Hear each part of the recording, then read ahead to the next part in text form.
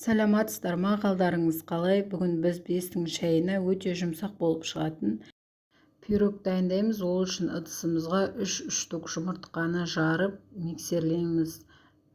Үстіне қант салып көбірек миксерлейміз. Бір 10-15 минуттай миксерлейміз. Аппақ болып шыққанша.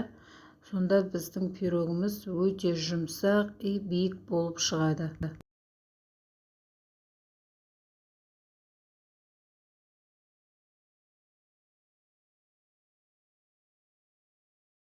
Осылай тексеріп көреміз.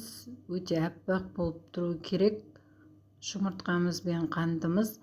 Үстіне айран қосамыз. Оны да бір 5 минуттай жақсылап араластырып аламыз миксермен.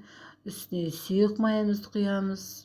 Жұмсақ болып шығу үшін жақсылап араластырып алғаннан кейін пищевой содамызға чай қасықпен кішкентай ғана ұшынан салып алып, үстіне сірке суын 4 тамшы қосып, осылай миксерлейміз. Тағы да жақсылап араластырып, сосын ұнды бөліп 3-4-ге бөліп салып, жақсылап араластырамыз. Арасында түйіршіктері қалып кетпеу керек.